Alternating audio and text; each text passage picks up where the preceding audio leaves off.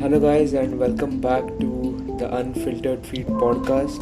And congratulations to all the viewers for the mighty triumph of India in this T20 World Cup. And congratulations to you too, Yash. So, we just recorded our podcast previewing the final, and now that it's done and dusted, I think this achievement of the Indian team deserves another podcast from our side. So, our viewers, all of you guys, you've got a double treat in this week. It's been a fantastic result from India, but this was something that we expected. But obviously, we'll go into more details about the final and uh, cover the important moments.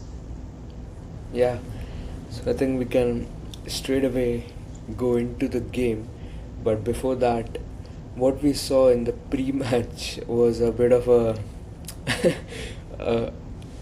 an entertainment program arranged by ICC, Challenge Killers program, and you had Ricky Martin uh, and a couple of Indian artists, Sukhvinder Singh and another one I'm forgetting. So three artists performing before the game, and I think 2 hours before the game started, and you also had a lot of drone shows and fireworks and lasers and all of that in the mid-inning show. So it was quite a greatly arranged program, and my only wish is that it had more international exposure in terms of in-game attendance, but I can only hope for that. But it was a very good uh, kind of an arrangement by ICC. I'm assuming they did a great job. Yeah, I unfortunately didn't get to catch that part of the match. But yeah, I think this is fairly common. I think they had a mid-inning show in the 2023 World Cup final. And since this was a T20, I think it made sense to have one before the match. Yeah. So after that, we had the toss, and of course, New Zealand won the toss and opted to bowl. You, on the face of it, I don't think you can really blame them for opting to bowl, because that's how T20s in India generally work. You get an advantage chasing, but there is also that element of the batting team kind of out batting you or batting you out of the game. And while it doesn't happen that often, there was the risk of that considering this Indian team. So, do you think they made the right call? I think this was something that we were discussing in our previous podcast as well. Because on one side, you know that India, they once they get to bat first, it's very likely that they just bat you out of the game. But at the same time, in a World Cup final in Ahmedabad, where the dew factor is quite a lot, you don't want to bat first and score less than 200 because then you're always on the back foot. So, like you said, it was good for India to lose the toss because had India won the toss, they would have also been in a dilemma. So, I think for New Zealand, both decisions can be the right ones or the wrong ones. Unfortunately, it didn't work out for them though. Yeah. And now that they had won the toss and opted to bowl, I think the thinking was that lightning won't strike twice, and India had pulled off something incredible in the semis. So they Yeah. would have hoped to kind of restrict him to under 200, but lightning did strike twice, and in fact, you had a new lightning altogether in Abhishek Sharma, who finally turned up and kind of repaid all the faith shown by the management.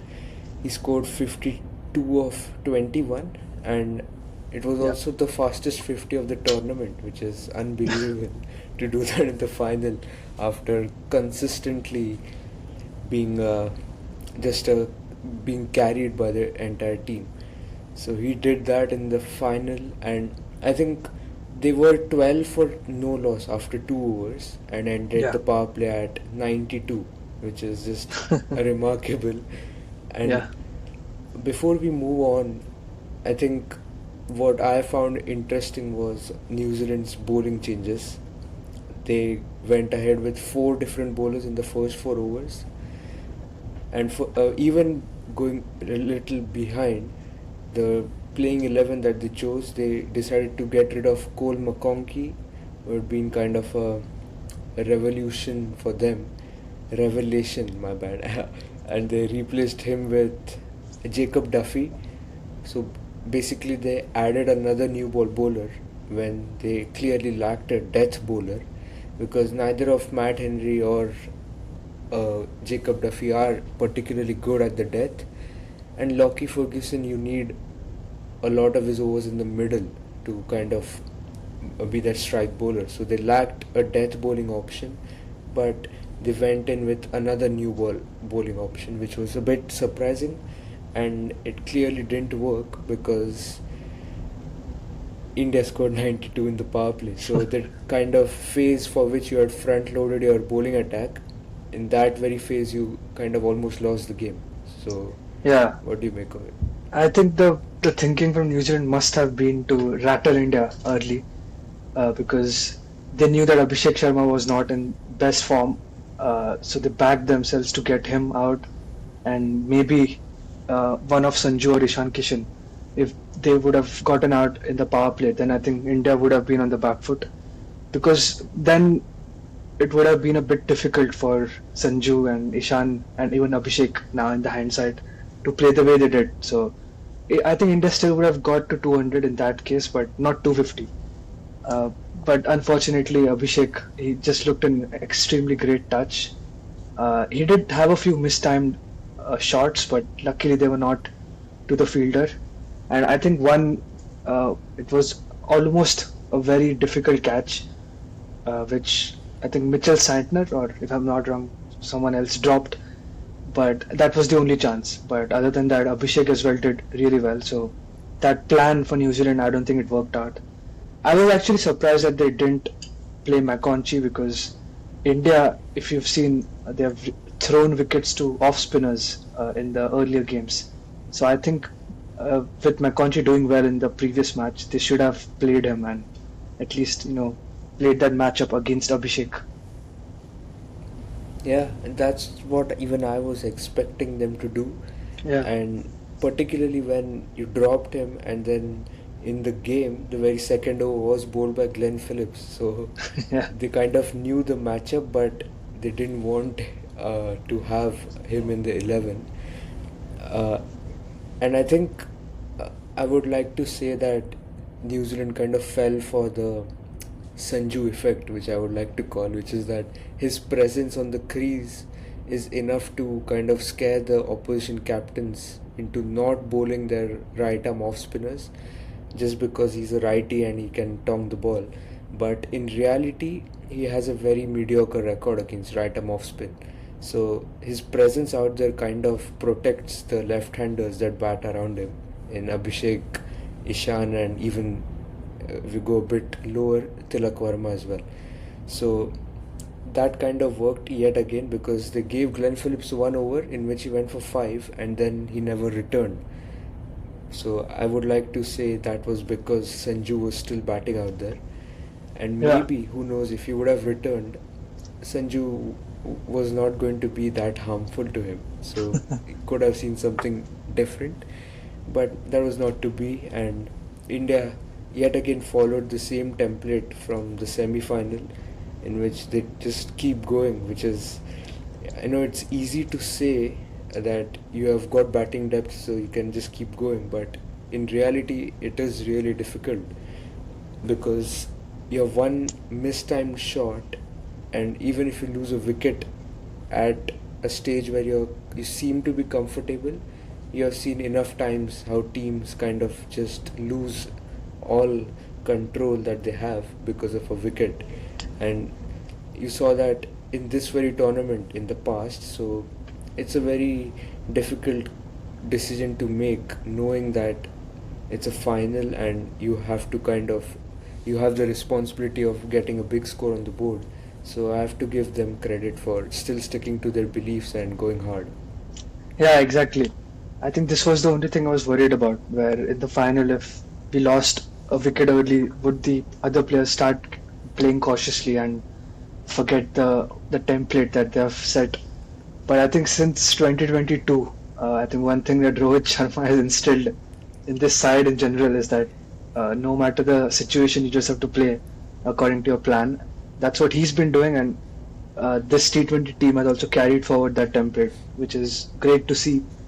And I think regarding your remarks about Sanju Samson, I think he deserves the same amount of praise as we've given to Rohit and Virat, because now he's become that dangerous player who literally every opposition is scared of, and he's now proved his worth in the three most important games in this tournament, which were three do or die games for India. So I think I said this in the previous podcast, but I'm going to say it again.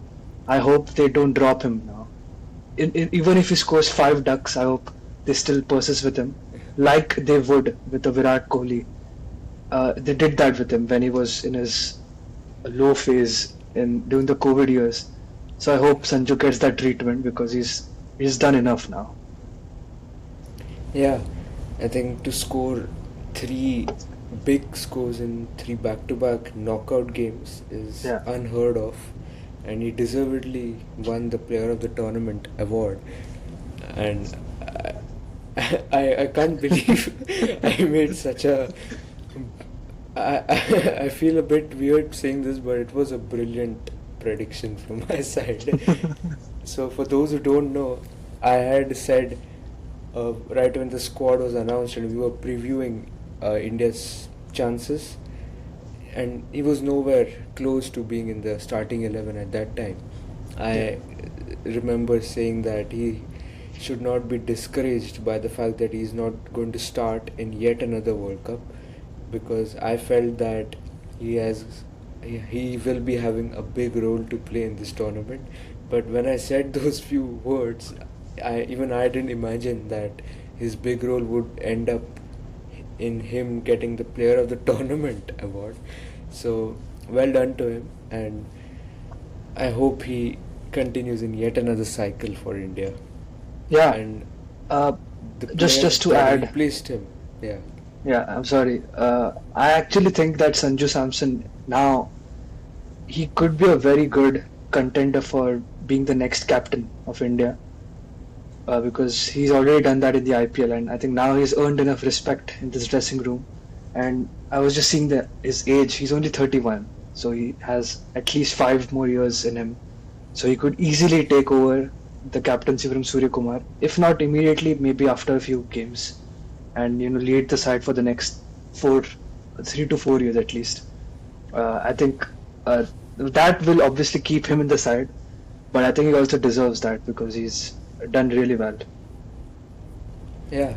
I think that can be an option, and we'll talk more about it when we come to the future of this Indian Yeah, team. yeah, So I think to finish off the first innings, Shivam Dubey was again out there in the middle, and I remember going on a big kind of a 2 minute monologue last episode talking about his contributions, and he just did it yet again. He scored 26 of 8, and I think those were important runs because yeah, you might yeah, say India won by 96 runs, but in the final over, I think in the overs leading up to that, India had considerably slowed down and were maybe looking at 230 odd runs, but then Loki or Nisham, my bad, went for a lot thanks to Shivam Dubey, and he helped India get to that 256, which even in a psychological way is a big blow to the opposition when you have to chase anything above 250, which a few years back used to be 200, but that bar has been raised. yeah. Yeah, like you mentioned, India lost 3 wickets in the 16th over. And they lost both the set batters and then Surya Kumar Yadav as well. So it was important for someone to come in and start hitting from ball one, which I don't think really happened because Hardik and Tilak also didn't do that well. And I think after that Inter were at about 220 something, and then Dubé comes in and he's faced 8 balls, out of which 5 are boundaries, and I think he's scored 4 runs, or 2 runs of the next 3 balls, which is again pretty good. But eight balls, 26 runs is insane, and this contribution, it will go unnoticed, I'm sure, but it was very crucial, like his previous contributions in this tournament. Yeah, my mind goes back to the two boundaries that he hit Yeah, versus West Indies, correct. and I think Jasprit Bumrah was the one who specifically mentioned that his two boundaries will go unnoticed, but they were very important in the context of the game. So yet again, he does the hard work, which no one likes to do because it's the kind of work which gets no appreciation from a casual fan, but the real ones, they know his value. Yeah, And absolutely. uh, I think when you're chasing 257, you can only hope that you get to an absolute flyer. And in New Zealand's case, that was even more important considering the terribly out of form middle order that they have been carrying throughout this tournament. And that was not to be because Finn Allen, he did threaten a little bit with a couple of scoops and all of those coming out, but Akshar Patel came in and got rid of him in a fashion very similar to the last time Finn Allen played versus India, which was in the fifth T20I think in Thiruvananthapuram. That was the only game he played versus India in that series, and he scored 80 of 38. So that was kind of my reference point to how he might play in this game, and he was removed in the same fashion, going on the back foot, trying to pull and finding the fielder in the deep. That's what Akshar and the Indians basically thought as a plan, and it worked. And once Finn Allen was out, you have always seen that once you break the Allen Seifert partnership, the one who's still out there is half as effective at best, and that is Yeah, exactly what happened. Tim Seifert, he did score a 50, but at that point the game was pretty much done because the rest of the middle order came into the picture, and to be very honest, they haven't been half as good as Allen and Seifert. yeah, exactly. Uh, the middle order, they scored 1, 5, and 3, and then Mitchell scored 17. So when you're chasing 256, you can't really do it. These kind of scores. I actually had one interesting observation about Finn Allen. I don't think New Zealand really anticipated that they would go this far into the tournament, because if I was New Zealand and if I had the opportunity to play India right before the World Cup in conditions where the World Cup was going to be played, I would have ensured that Finn Allen, or at least the core, or this playing combination, playing 11, would have played at least 3 T20 matches against India.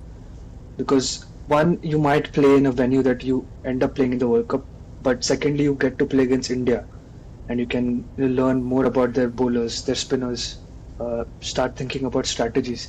So, do you think New Zealand missed a trick there? Because I think Finn Allen joined only for the last match, and so did a few other players. Yeah, I think that is kind of the sad reality of New Zealand cricket because they don't have the services of players like Finn Allen, and uh, maybe Trent Bolt is still a far-fetched concept now in New Zealand cricket, but even someone like Lockie Ferguson as well.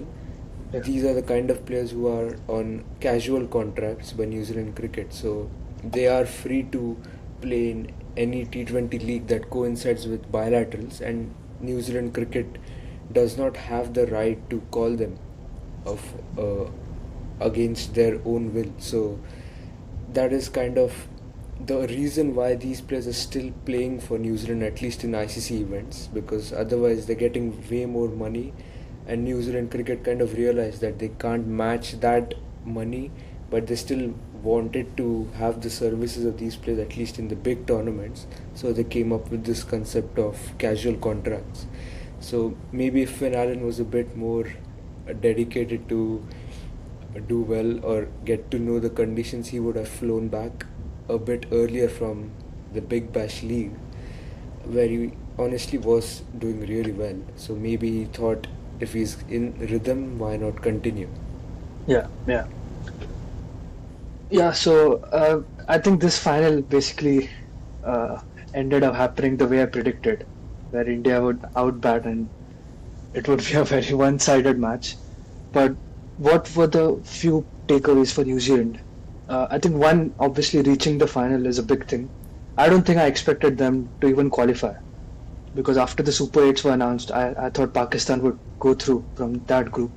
So they ended up qualifying and then beating South Africa, which is a big positive. But other than that, from this particular match, what do you think they should take away? To be honest, from this particular game, there isn't much of a positive for them, but I think the way they reached this game will be very encouraging for them. Yeah. Of course, we have been seeing them in finals for quite a while, and every time you want them to do well and kind of cross the line, but they somehow are not able to do it. But you can't really take anything away from them because of the limited resources that they have.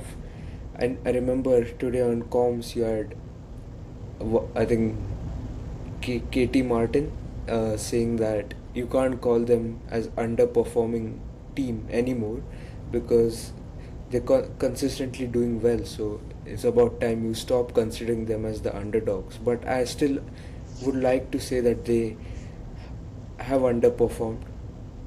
Sorry. Over delivered. Overperformed, yeah.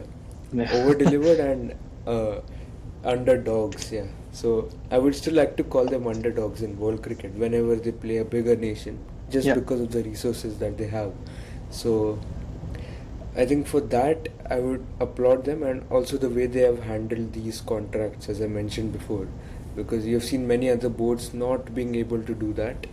Uh, in the case of Nicholas Pooran, Henrik Clase, there are many other examples where the boards have not been able to secure the players, but New Zealand have done really well in that aspect, and that's why they can still be able to compete, while it also builds a solid base for the rest of the players who play the bilaterals. So it's a system that has worked, and hopefully they manage to get a title very soon, because I think someone like Mitch Santner deserves to win a title for all the hard work he's done. And Jimmy Neesham, I think he's lost too many titles in a lifetime for a person to take. So I think for all those who have consistently turned up for their nation, I think they deserve one title. Yeah, 100%. Since 2014, I think, 2015, the World Cup, since then they have made to a lot of knockout matches, which is incredible. But unfortunately, in the last few tournaments, they've been drawing India all the time, either at the semis or in the final. And the way India is playing these days, it's very difficult for any side to beat them. But I hope New Zealand, they find a way to win against India. Uh, I think New Zealand definitely deserve it. Unfortunately, Kane Williamson didn't get to win an ODI or a T20 title. They came very close in, I think, the 2021 T20 World Cup, but they fell in the last step. So I hope this side at least can do something special in the next tournament. Yeah. And then shifting our focus to the winners, I would really like to applaud India's consistency, because if you talk about ICC events, they've won 31 out of 33 games since 2023, and those two include a World Cup final loss in 2023 and a Super 8 loss in this World Cup. So to be Yeah. this consistent across formats, across conditions, is just unbelievable. And also, they haven't lost a T20 tournament whether it be a series or a tournament. They have not lost it since August 2023, which is about 2.5 years now, which is just unreal to think, because this includes all those non-serious bilaterals where you're just testing out combinations, or you're in a transition period. All of that included, you haven't lost a single series or tournament. So I really have to say, while it's easy to sit and say that BCCI kind of are dominating the rig games and all of that, but still, how much ever you dominate or kind of have an advantage, still to win every single series in the last 2.5 years is very much a commendable feat. Yeah, absolutely. I was hearing Shoaib Akhtar speak today after the match, and he said the exact same thing. He said that even though BCCI has a lot of money and they have a lot of power, they're using it in the right way because they've built the domestic circuit so well.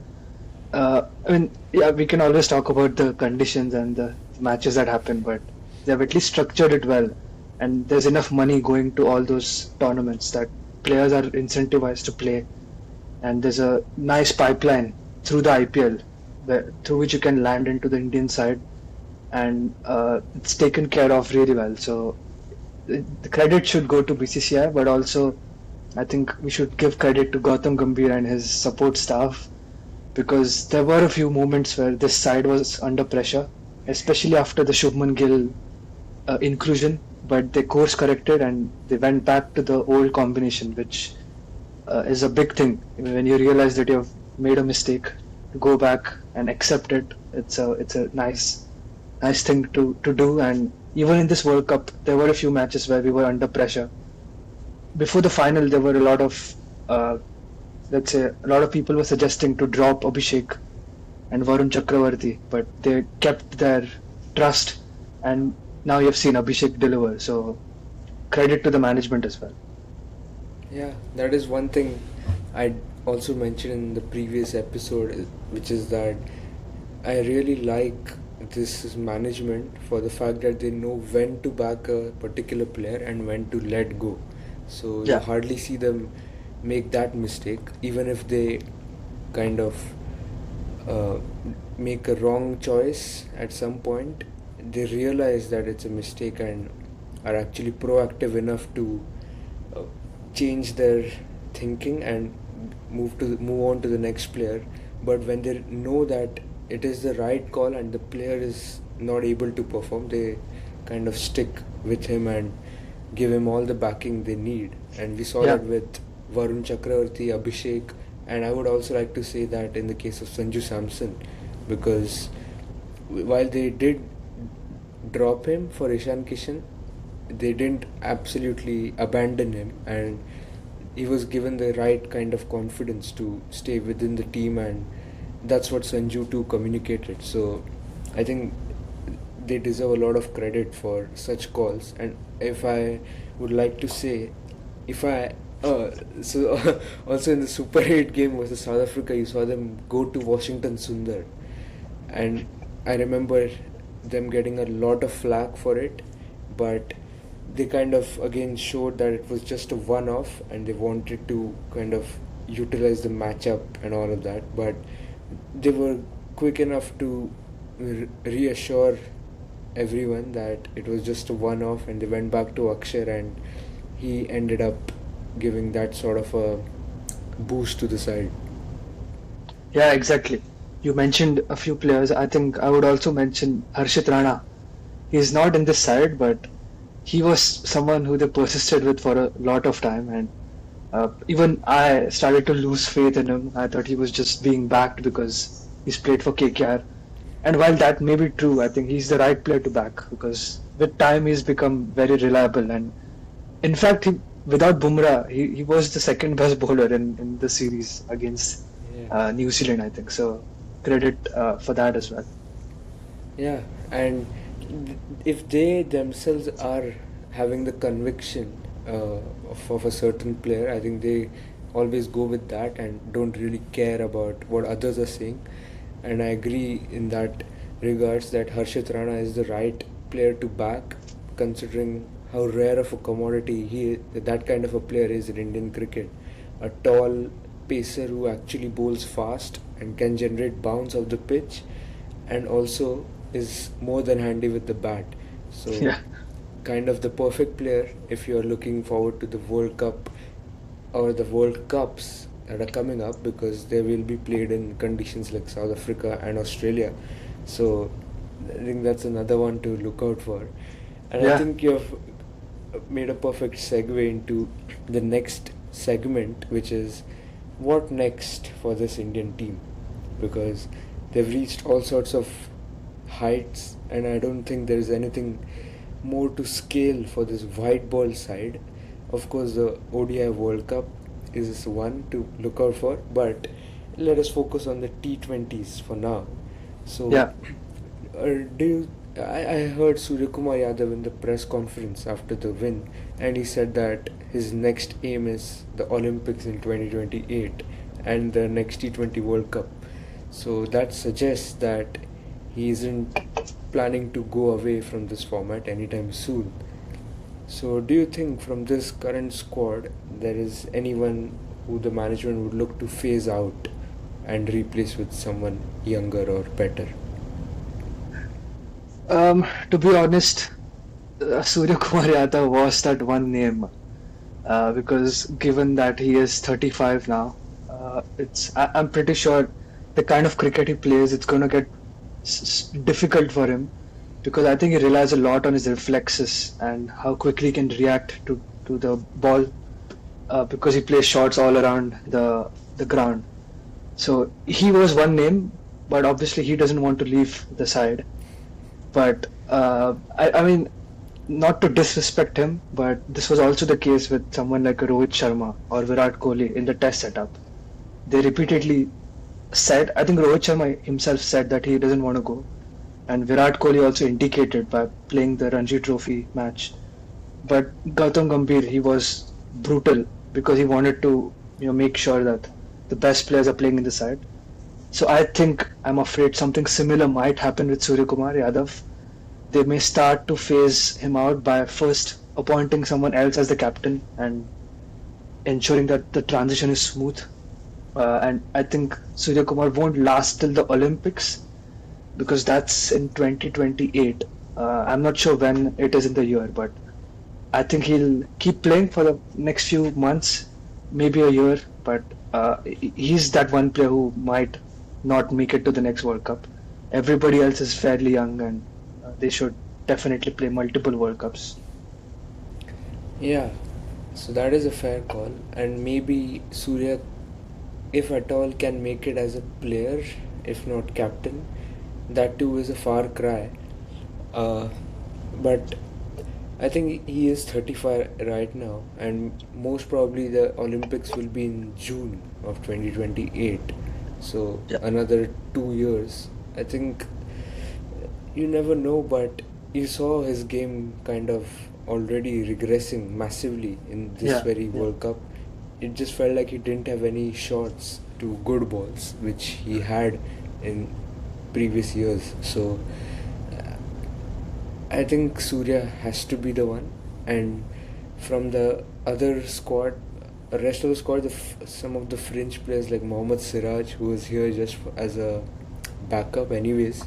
I don't see him making it to the next World Cup either, and I would like to kind of also add in Kuldeep Yadav or Varun Chakravarti, one of them, yeah, because I don't think both of them can play together, especially considering where the next tournament is. Akshay Patel, I still feel will carry on because he is as fit as he has ever been, and he is contributing.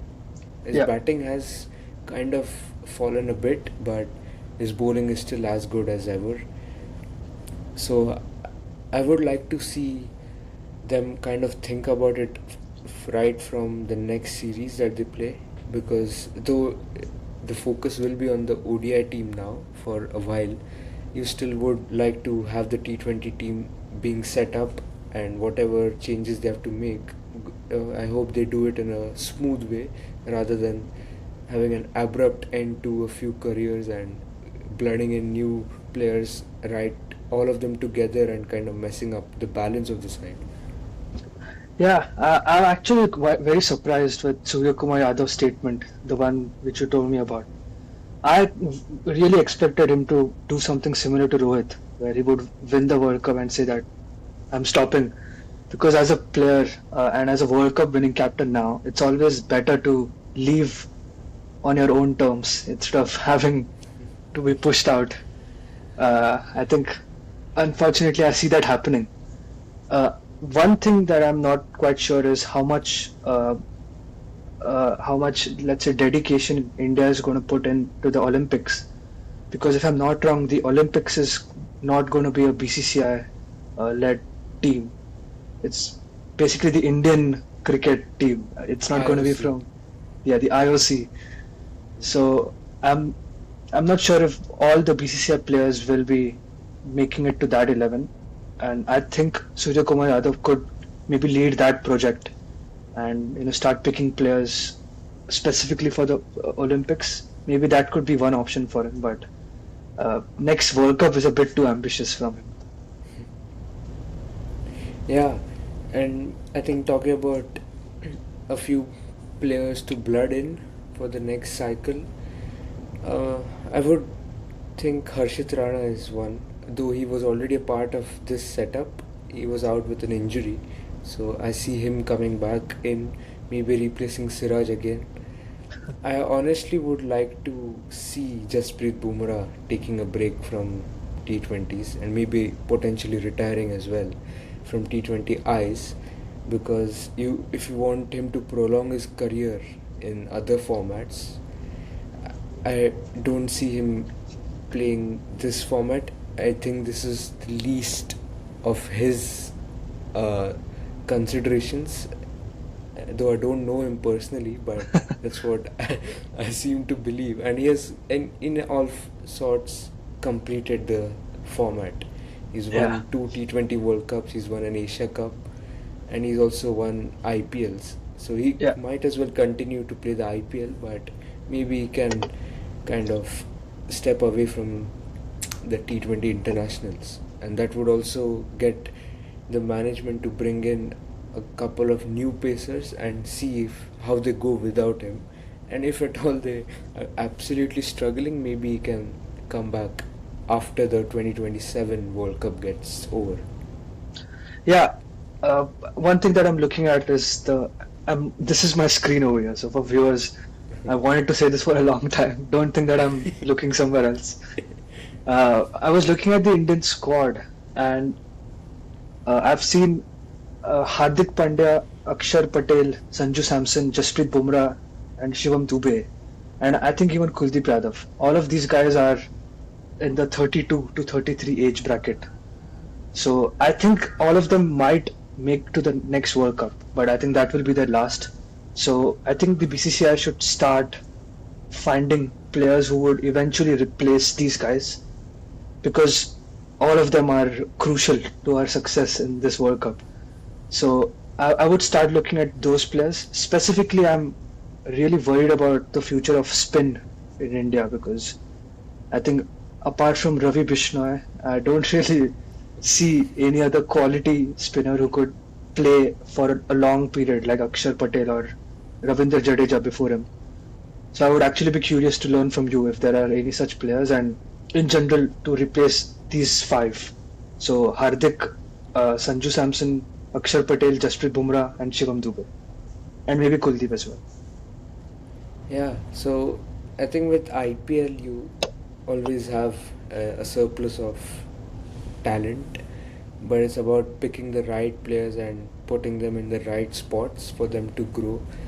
I think when you talked about spin, you have a lot of traditional spinners coming up, not a lot of T20 kind of breakthrough bowlers. So I think at least from the system, which is the domestic setup, you won't have a lot of T20 players coming in. But of course, IPL is a completely different system now, because you also get to see a lot of players directly from grass club cricket, or the unorthodox players like Digvesh Rathi, who straight up came in from a tennis ball cricket or something. So you will have those kind of players. So I don't think there is much talent in terms of T20 spin bowling out there in domestic cricket right now.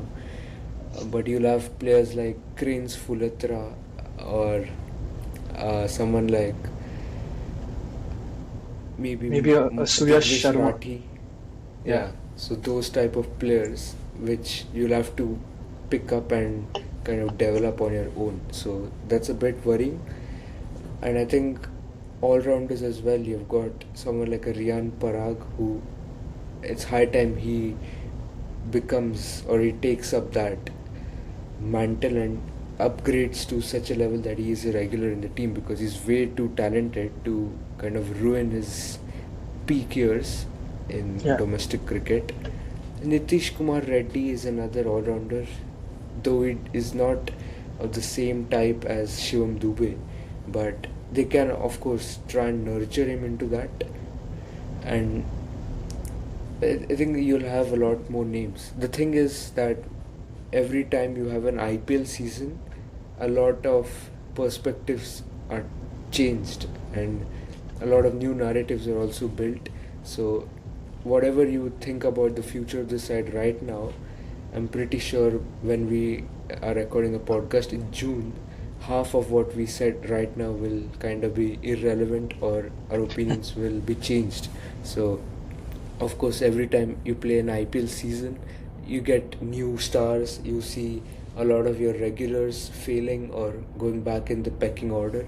So that will always happen, and that is, I think, the biggest strength of Indian cricket as well. Yeah, so I think that's a perfect way to end this episode, and we have got a lot of content coming up, and I'm really glad that a lot of our videos have been received very well. We're getting a lot of comments as well of people just organically interacting, which has always been our dream. And our subscribers are also slowly but surely increasing from 17 at the start of the year to now we are at 29. So it's good to see a very slow but steady progress. Progress is the important word here. So we'd like to see that grow, and a lot of F1 and cricket content coming up. So until next time, this is a goodbye from us.